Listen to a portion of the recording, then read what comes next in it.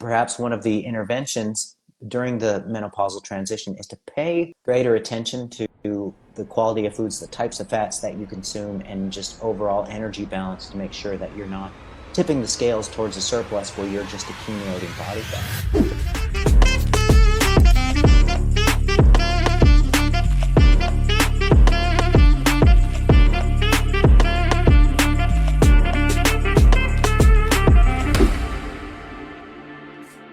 Everybody to a new episode of IG Life with Astrid, your APD, your dietitian with T, no C, and I am back.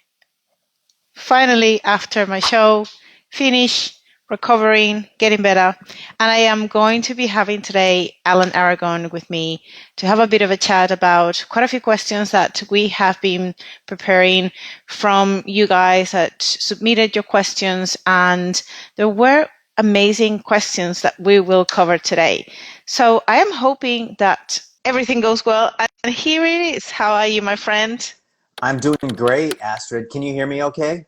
I do hear you well. Okay, good. Just wanted to jump on because there were a really great question submitted today for our live. And I think there's really, really great things that we can cover today. So the first one that I wanted to touch on, Alan, is there anything magical about a standardized number for daily steps? Let's say we hear all the time the 10,000 steps a day is something that you should be aiming for to optimize health, but research is not so much also excited about just the 10K, but it seems like there is a little bit of a spectrum, and it can be slightly even lower, and there's a lot more factors to consider when it comes to establishing a daily step count that is going to be optimal for that person. So I want to hear your thoughts about it, and what is your stance with this particular daily step count? Yeah, that is a really great topic. And let's first mention what the claims are, where it came from, and then we can look at the research on the topic. So the 10,000 steps, the origin of it is from a pedometer company in Japan almost half a century ago. They were trying to sell this pedometer. The origin of 10,000 steps was more of an observational and marketing thing rather than a scientific claim. And over the next few decades, as this 10K a day idea caught on to the general public, we're beginning to see that, well, hey, yeah, it is a good idea to get in a certain amount of steps, because a certain amount of physical activity, of course, is associated with the lowering of risks of a range of chronic diseases, especially the big one, cardiovascular disease or cardiometabolic disease. So the big question is, can we put a number on a threshold that is appropriate for everybody? And the answer is no, we can't. And in fact, 10K a day is not realistic for a lot of the general population, who either they haven't worked up to it, or they're not willing to allocate the time in their schedule per day to walk 10,000 steps. And the other barrier is that not everybody is in a good position to walk 10,000 steps unless they have a treadmill in the house, or unless they have a safe enough neighborhood to execute those 10,000 steps, or unless they're in a geographical location to where the weather will even allow that 10,000 steps. And so the march of research examining this, so those are the barriers, and there's one more barrier, an important one, before I go into the research. The other barrier is that not everybody is orthopedically capable of doing really any kind of regular walking program that goes beyond just a bare minimum amount of work. That's because a lot of people have certain dysfunctions of the lower body musculoskeletal system. One of them would be at the level of the soft tissue, the fascia. So plantar fasciitis is a surprisingly prevalent condition amongst the general public. And so when people become overweight, or when they attain a state of obesity, then the amount of plantar fasciitis and dysfunctions of the arch and the tissues surrounding the foot become a much more prevalent issue with those people. So if you tell somebody with a high degree of obesity right off the bat, hey, I don't care what you got going on with your kinetic chain. I don't care what you got going on with your foot, ankle, or toe dysfunctions. You're going to have to do 10K a day if you want to make it. Okay, well, that is a bad place to start with most people. And another thing that I know that I'm going long with this answer, but just bear with me for a second. The research on 10K a day looks at the general population, and they have found that, okay, well, the benefits really start at 4K a day. I mean, you can see concrete risk reductions in cardiovascular disease, in mortality, in a range of parameters. It begins at 4K a day. So for people who are intimidated or don't see the 10K a day target as being feasible, just know that we've seen benefits with much less than that. Now, here's the big thing that nobody ever mentions for reasons that are far beyond me. But the 10K a day research is largely observational, and it does not take into consideration what else is going on in the training program. So you're going to have a very large percentage of the population who engages in a substantial amount of other types of training aside from their cardiorespiratory training, including their walking. You're going to have a significant portion of the general population, and especially the fitness-oriented population, who's going to be doing resistance training somewhere between 2 to 6 days a week. Okay, like most of us, most of us in our circle, we're going to hover between like 3 and 5 days a week. That population has never, ever been included in the 10K a day research showing these magic benefits of doing more and more and more and more steps. I don't see anything particularly bad about 10K a day. I don't think it should be discouraged, but people also have to know it could take up an hour of your day, 90 minutes of your day, and you could be needlessly exacerbating orthopedic conditions when you don't necessarily have to, because it's really about getting your total physical activity up. That's where health is at. It's not necessarily about getting a very specific type of physical activity up. Now, I will grant you this. I will grant you that most of the general population, walking is a feasible way to bring up physical activity. Mm-hmm. As from an orthopedic standpoint, most people can do it. Most people can do it, and then it's a good way to build a progression from. But to just say that everybody needs to do 10K a day ignores, number one, orthopedic limitations like plantar fasciitis and or knee problems, ankle problems, toe problems, hip problems. And number two, it ignores the fact that how much other exercise training is this person doing in the course of the day or the week that isn't part of their walking program. That's never included in the research showing benefit. And number three, what is this person's general non-exercise physical activity? What does it look like? Are they on their feet all day long anyway? Are they doing an occupation that is physical in nature anyway, that's not necessarily going to be captured on a pedometer? And number three, you have to realize that it's all about progression. And within the big picture, this 10K a day thing, it aims to maximize health span. There are many different aspects to health span. So if somebody is overweight but orthopedically sound and they're very sedentary, then the 10K a day thing might be a great target for them to progress towards. Now, if somebody's already lean and they have goals of maybe putting on more muscle, and let's say they already have a decent amount of non-exercise activity, and they're already on a pretty rigorous or intensive resistance training program, then telling that person they need to do 10K a day for their health is just an oversimplification. So yeah, there are many things, Astrid, about this 10K a day thing that bother me, because people don't want to discuss the nuance of it. And that's it. Thanks for waiting through that answer. And the funny thing is that the actual cohort that does pay a lot more attention to the 10K and is kind of like a non-negotiable is the fitness community.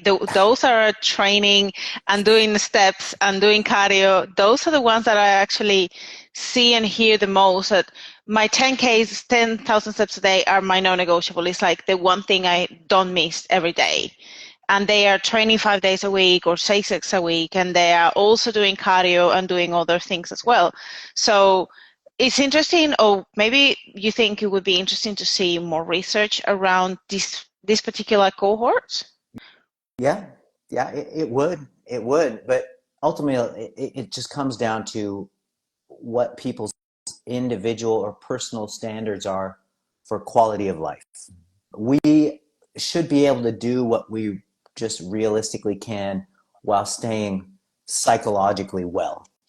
If somebody thinks they need to dedicate 90 minutes, 120 minutes to their exercise and physical activity program every day, and that's including your 10K steps plus whatever other training that you do, a lot of people are just not going to do well with that, just from a quality of life standpoint.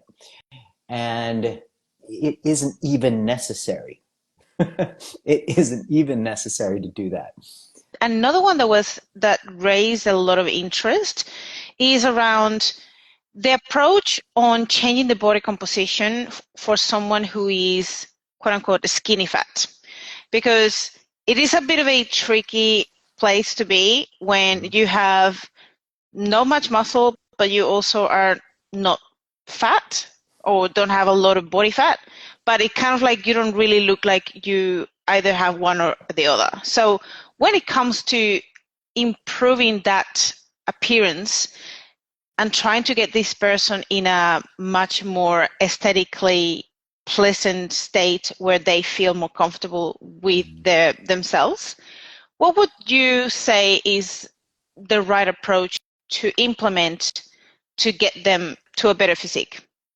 Sort of the quick and dirty answer to that would be to have them eat roughly at maintenance, but focus on progression in lifting capacity, sets, reps, load, through the course of the week. And if they focus on that and eat at relative maintenance, then they'll be in a decent position to experience the phenomenon called recomposition, where they can lose some body fat and gain some lean mass simultaneously. And just know that, set them up for the expectation that, okay, we might begin to see changes after a few months, after half a year even. Let's look at like a year ahead, and then let's just progress with your lifting capacity while eating high quality foods, a high quality diet, and not necessarily focusing on aggressive increases in body weight or decreases in body fat. Let's just progress with the training program. So that would be the quick and the dirty answer. So I have a nuanced answer that I have a bit of nuance that I would add. When somebody claims to be skinny fat, like if they're a client and you're coaching them, the goal of coaching clients is to be able to get them what they want, not what you want, but what they want. So it's important to do some digging, sit them down for a face-to-face and say, all right, what is more important to you, to gain more muscle or to get leaner? And you're going to get a range of different answers. You're going to get, you know what, I really can't stand this body fat on me more. I could get, the little muscle, I could We can work on that, but it's this body fat. It's really bothering me. Okay. So then the program gets shifted a little bit more towards the focusing on body fat reduction. And then another thing they could tell you is, I'm just sick of how skinny I am, really. I mean, this is a little bit of fat, no big deal, but I really want to be able to put on some mass, some meat, Okay, great. Now we can focus the program a little bit more on muscle hypertrophy, which, there's differences for sure between a fat loss focused program and a muscle hypertrophy focused program. If you sit there with them for 5 minutes and you're trying to get the truth out of them and they're like, gosh, if I were to put these two goals on a weighing scale, it's really 50-50. It's genuinely, I can't stand how skinny-ish I am and I can't stand this body fat. I don't know. I wouldn't be able to tell you which one I want. Okay, then you would really try to just keep them at maintenance calories while increasing lifting capacity, lifting volume load over time. And then you tell them, look, this is going to be a slow grind and we're going to be looking for visual changes, small visual changes, maybe monthly. Weekly, it's going to be tough to see much, but by the 6-month point, you should be able to see some concrete changes. So you set them up for the slow grind, which it's going to be. And yes, that's my answer to that. So maybe a connection to that question is, what would be your reaction or your stance to a statement of, if you have high levels of body fat, just get lean once and never get fat again? I don't see anything wrong with that, but I think ultimately you have to find out what the person wants most. If somebody really genuinely could take it or leave it, they're okay, my body fat's average, whatever. I mainly just want to look, I would just mainly want to fill out shirts, let's say. I want to fill out a t-shirt. Let me provide a little bit more context to that question, the statement. So it's mostly coming from different influencers, different coaches that are kind of like pro to build your best physique. And so because when you're trying to build your best physique, you kind of need to get lean and focus on building muscle. You may need to put on some extra weight once you're lean, but you're going to be more intentional about how you approach a gaining phase rather than just eating whatever and putting on extra body fat to, like, that could be deleterious for your health or just for your appearance. And so I guess this statement is coming from, if you have really high levels of body fat, go and do a cut. Get very lean to a point that you're really happy about your current body composition, and then focus on building muscle from there, which is going to imply that you may gain some extra body fat, but not to the level that you're going to go back to where you were before, if that makes sense. Yeah, I'm okay with that. Like, for example, let's look at a male situation, right? Hypothetical male client. Let's say he's over 20% body fat. Let's say he's 25% body fat. But, as a coach, you could come in and say, and help him decide, and say, okay, you know what, let's focus on body fat reduction. And if you can maintain your lean body mass, and certainly you can try to increase your lean body mass as we focus on body fat reduction, then that's fine. But as your coach, I can tell you objectively that for general health purposes, you need to come down from your 25% body fat as a male. And then the same principles could apply to a woman who is above, like, let's say 35% body fat. So yeah, I would agree with you in cases like that. Yeah. Do you feel like it is really hard to sort of like get guided by these body fat percentages and like body composition assessments, because you will get different responses and different results from different equipment. But what is the best way to guide yourself as to where are you actually sitting in terms of body fat? Because if I use a DEXA scan, I might be 20%, but if I use a bioimpedance machine, I might be 12%. Yeah. So where am I actually sitting? Yeah. It's really hard. So what would be your recommendation? Yeah, that's always going to be a challenge. But what I tell folks to do is just stick with the method that you are good at from a technical standpoint. Like if somebody is good at skin fold calipers and they can be very consistent with it, then that's actually a really good method, because you can pick the very specific spots that you're trying to track the changes in. So that's what skin folds are. And I'm kind of biased towards skin folds because that's what I used in practice with clients. Me too. Yes, and as far as the other devices, they're kind of all in the same boat, and don't get too wrapped up in the number, because there's a good 5% variance between the different methods. And the main thing that you're going to want to focus on is not the number itself, but rather, can you duplicate the conditions in which you take the measurement each time that you take it? Can you duplicate your level of hydration? Can you duplicate your level of, how much you ate the night before or the morning of or not?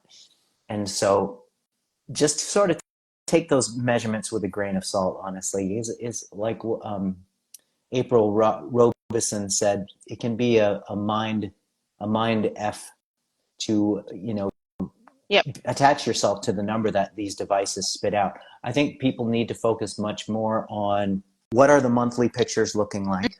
What are you seeing in terms of clothing fit, especially clothing that doesn't give much? We're talking about belt loops. We're talking about certain clothes that don't have much stretch. What are those clothes telling you? Those cues, sometimes they can be much more honest than what the devices are telling you, which get affected by all kinds of things, not the least of which is hydration level, with both DEXA, with BIA. Yeah. Yeah, I agree with you. And even if you use like circumferences, skin folds, those things are going to give you an additional information that perhaps body composition machines are not going to tell you.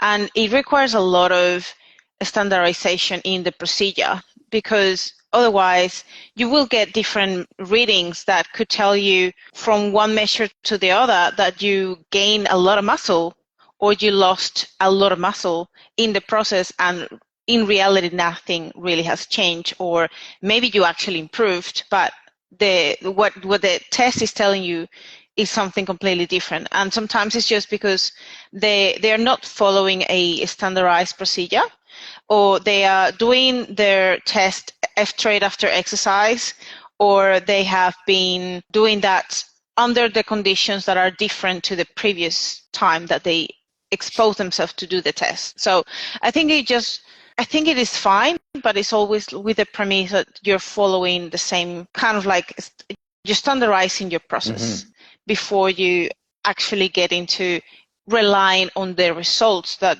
those machines are going to spit out. Even if it's the gold standard like the DEXA scan, if you don't do it under the same conditions, you will have errors, or a high degree of error. Yep, definitely. I try to tell people that daily fluctuations are kind of meaningless. Weekly, you could begin to see some kind of a hint, but really the monthly changes, you're going to be basically superseding all of the error margins, and you'll really be able to tell what's going on month to month.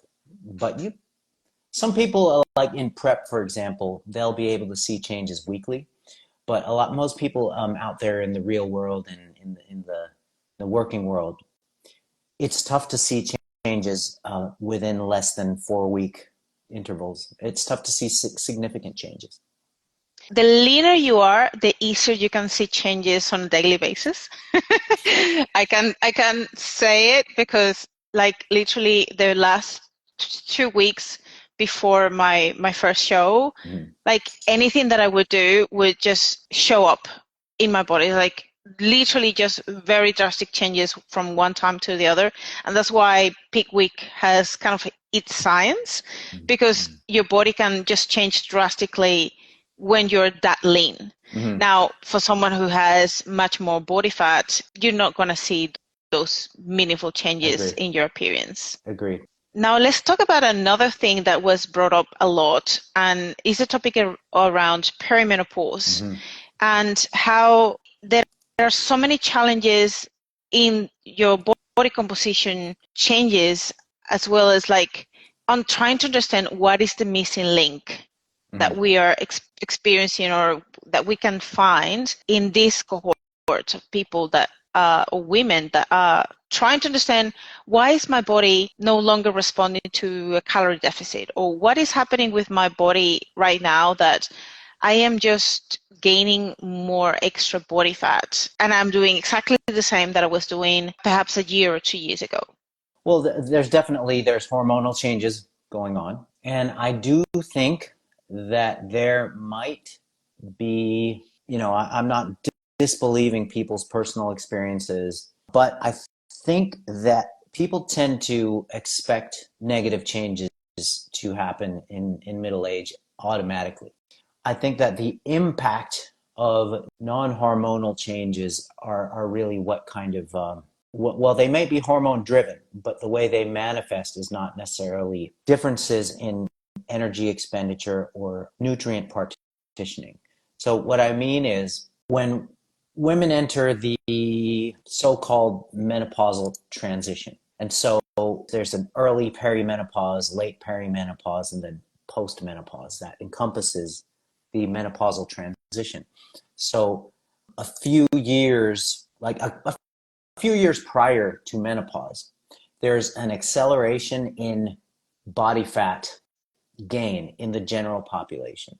And so this, I would speculate, is driven by a combination of an increase in appetite, an increase in stress, and an increase in symptoms that antagonize the ability to stick with a program. I think that things like hot flashes, changes in mood, things like joint pain, lethargy, low energy, changes in sexual function, I think those things can psychologically impact women during the menopausal transition, that can drive a lot of the population to engage in behaviors that antagonize body composition improvements. Like, for example, stress eating, drinking, alcoholic beverages at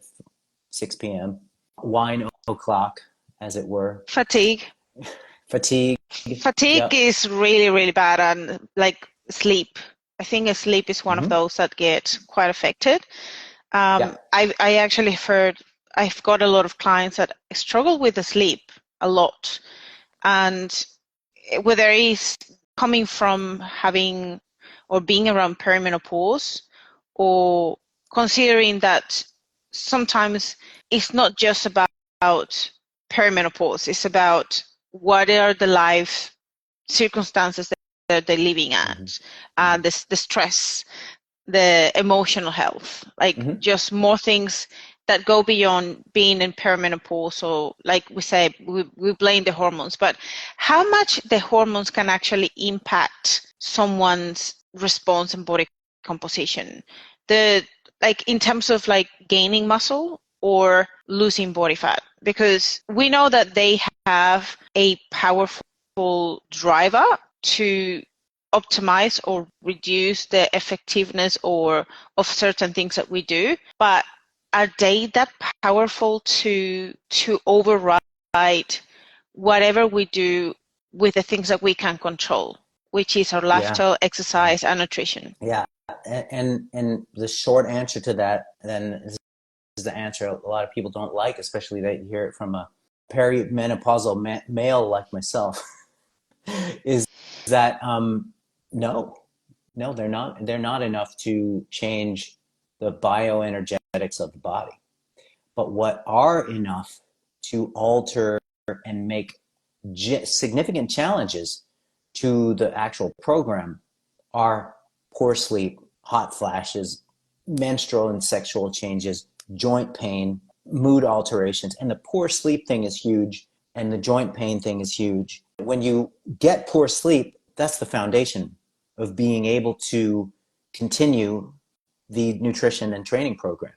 Because when you get poor sleep, you can't train properly and progressively to maintain or gain lean body mass. And when you get poor sleep, your appetite gets dysregulated, cravings get stronger, hunger levels overall get stronger. And this phenomenon that goes on during the menopausal transition, like kind of in the middle of the menopausal transition, which can last, depending on who you are, like 4 to 8 years. When people gain body fat in the menopausal transition, it tends to be this centrally distributed body fat. So it tends to be an android type of pattern, to where they have a greater propensity to gain visceral fat during the menopause transition.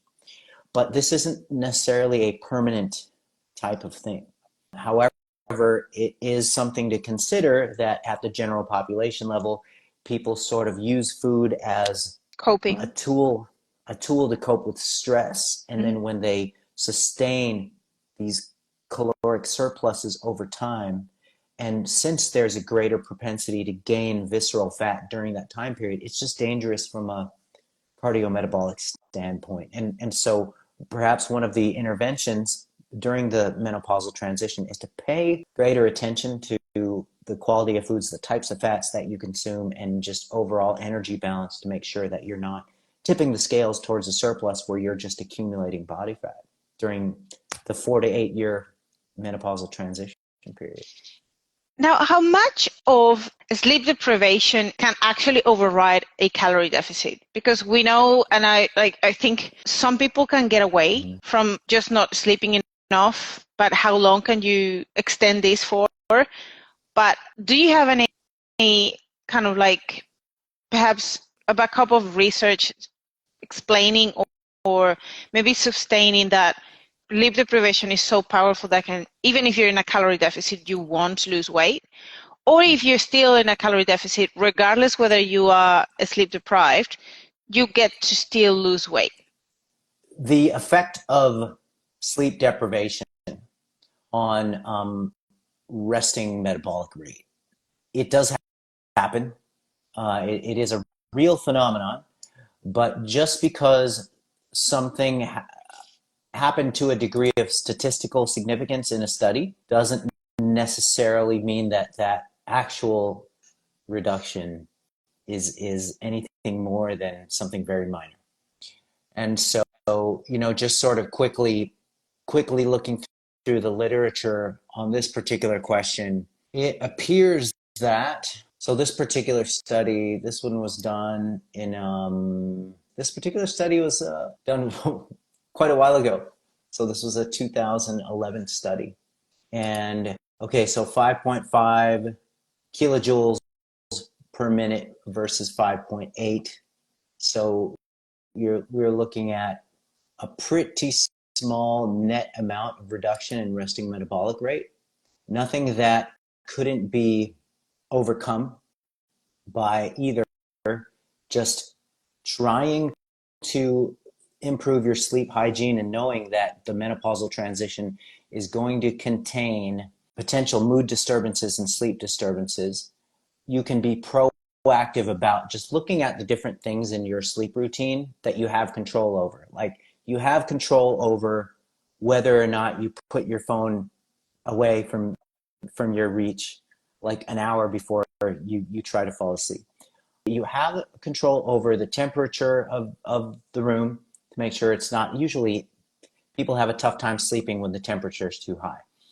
And then another thing you have control over is what time you finish your final meal before you go to sleep, and how much fluid does that meal contain. It's like you can have the perfect diet, but if you position it wrong and you have this tremendously huge meal right before going to sleep, then you're going to have to get up and go to the bathroom in the middle of the night, that can mess with sleep quality as well. And Yeah. so I don't think that reductions in resting metabolic rate are of enough magnitude to say that, or reductions in RMR as a result of poor sleep are enough in and of itself to mess up somebody's program. I think what happens as a result of poor sleep that's of greater magnitude is eating 200 to 400 more calories a day because of your increased hunger from the lack of sleep, or Mm-hmm. the fact that you're blowing off your training sessions because of your lack of sleep. You just don't have the energy to get it done, or you're unable to put in the type of effort and the type of volume that needs to go into your training sessions. So I think that is a much more critical factor than resting metabolic rate reductions as a direct result of sleep deprivation. Last question that I will have for you, so I can honor your time, is some really good approaches and tips for those who do shift work, because this is a little bit of a tricky stance for a lot of people, that they want to improve their body composition, but they just got a very messed up schedule. Sometimes it's good if they have consistency with this schedule and they always work at night, and that is consistent. But we see, and I see them all the time, nurses and different shift workers, that they just not work at night, but some days of the week they have to work during the day. And Mm-hmm. so that can really be very, very disrupting for your circadian rhythm, for your sleep, for the timing of your training, your meals, recovery. What are some of the best things that we can recommend for these cohorts that want to improve the body composition and try to do the best they can? You know, honestly, the only thing that really sticks out to me, Astrid, is trying to make the sleeping cycle as non-disruptive as possible. And so I actually I have a friend who, he was a rocker, all right? He's a rock star. He was the lead singer of this band, and he maintained the schedule of just being out all night and sleeping all day. And one of the things that he and the rest of his band did was literally black their windows out of the room that they sleep in. And he actually used aluminum foil. Now that, that's a little bit extreme and a little crazy, but that's what he did to sort of turn day into night. What people who are a little more normal than he is can do is use blackout shades. So there are special types of window shades that you can purchase, you can order, that go the extra mile to really kind of black out the entrance of light. And aside from doing that, you really don't have much options just because of your lifestyle. But if you can just make the sleep cycle as uninterrupted and as undisturbed as possible, while doing all of the sleep hygiene things that we talked about, make sure you don't have to, make sure you don't set yourself up for having to go to the bathroom in the middle of the sleeping cycle. Make sure that you are able to wind down properly by getting the phone away from your hands, 30 to 60 minutes out at least. And then also, some people fall asleep faster by listening to certain things, and some people fall asleep faster by having the stuff out of their ears. You have to find out what kind of person you are, whether you're listening to white noise or some sort of calming type of narrative is going to help you fall asleep better and faster. But What about nutrition?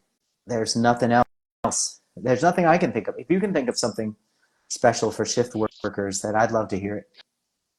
Well, I think about the importance of having a good structure, same as if you would do on a normal regular shift during the day, or if you just want to have a really good success with your nutrition and achieving some form of a good balance with your energy intake. I would always be pro to advocate for having a good meal as your breakfast, which would be around a 6 p.m. or 8 p.m. depending on when you wake up in the afternoon/night, and that be considered like a big breakfast.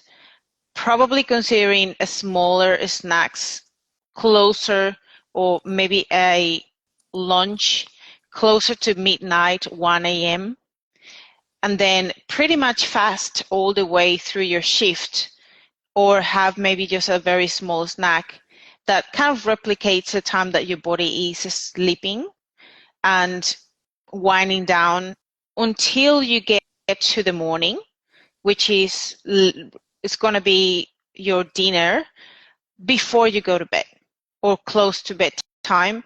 So you still respect some of these timing of your meals, but you still allow your body to be in sync with your circadian rhythm. Because I don't know, I've read in some papers and some places that your metabolism and your digestive system, even if you're not necessarily in sync, or you have gotten used to a night shift, your GI for some reason is not as optimal as if it was working during the day. It might be something that I am wrong. I'm not 200% sure about that. But that's what I kind of feel like there's a lot more that we could talk about. Yeah, think about it. Like, these kind of adjustments, they're not impossible to overcome. Like, if you were to move from Australia to the US, you would experience a time period where your circadian rhythm is thrown off, but you eventually would adapt. So with shift workers, it's a matter of just duplicating that quiet and that serenity and that dark and that undisturbedness of a really good sleep that would represent actual nighttime sleep. It just kind of comes down to that, because that's the life they chose and you have no other choice. And eventually they'll be able to adapt to it if they're able to do it. It might not be as perfect or to the same degree as somebody who adapts to a genuine nighttime sleep, daytime waking cycle, but I would speculate that it could come close enough to the point where they can still be doing shift work and still be metabolically healthy if their other lifestyle, diet and training practices are in place. Okay. So one more question, and I'll let you go. Yes, so sure. What is the longest a person can spend without training before they start losing muscle? The research in this area, I've looked at it actually. It's been a few years, but it's about, okay, so depending on, okay, so your starting status too. So if you're somebody carrying an extraordinary amount of muscle mass, let's say a heavyweight division competitive bodybuilder at the elite level, they could lose quite a bit of muscle in absolute terms within a 2-week period of just not training, just stop cold, whoop, no training. That's because the body has a stronger drive to get back to kind of normal levels, and it's really, the envelope is already pushed and stuffed to a high degree that the snapback is faster if they just stop training.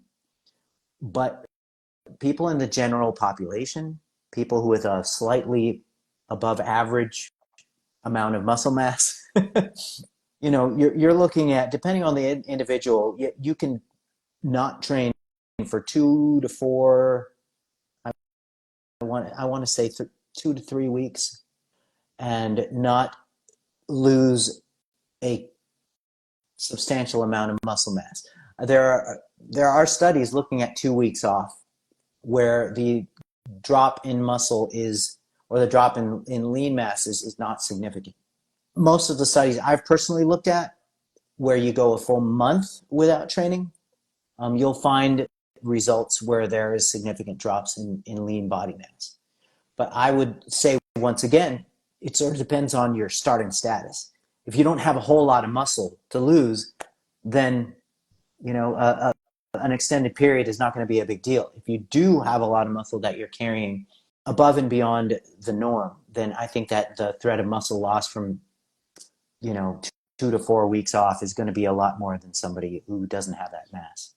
It's tricky because I would say when I am working in the hospital and I see all these patients not being able to do almost anything in 2-3 weeks that they are admitted, and they lose weight and they could be eating completely normal, they are losing muscle and they have not really a really good baseline to start with.